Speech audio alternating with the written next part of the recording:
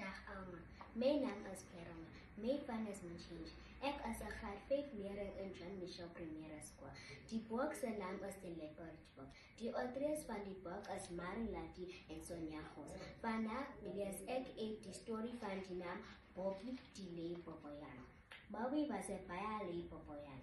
Hij was te lui om elke dag kos te zoeken. En wat zij maakt niet. Bobby, wat maak je? Hoekom zit je net daar terwijl allemaal kos zoekt? Bobby ging maak breed en zei, Monnie, dom wees niet meer. Ik wacht die mensen in die morgens. Hulle gooi altijd voor mij lekker kos. Sien jy daar die kinders gewin? Dit sê hulle moet ons nie voor nie, maar hulle luister nie. Ja, dat is vir Bobby baie makliker as om heel dag kos te soek. Hy weet dis verkeerd, maar hy kan dit nie help nie. Net daarna kom een motor voorbij gereden.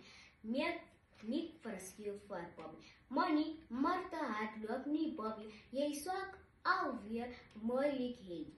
Die mensen in die kar sien voor Bobby naar tom. Die maar verskiel, Monnie, die Boboyan voor nie. Maar dit is laat. Bobby probeer in die appel uit die dochterkie heen gereden. Hy skreeuw en skreeuw. Eina! Skielik is daar een harde geleer. Boom! Bobby bly nie. Die wildbewaarder het gesien wat gebeur het en vir Bobby geskien. Hy is dood. Miek en sy maas is baie harstig. Miek sê, dit was skrikkelik, maar Bobby het te lui geword om kos te soek. Die mense in die morters het hom altyd gevoer om die appel heen gekry. Dit was dom. Miek sê vader, dis aklik. Die mense hom nie gevoer het nie.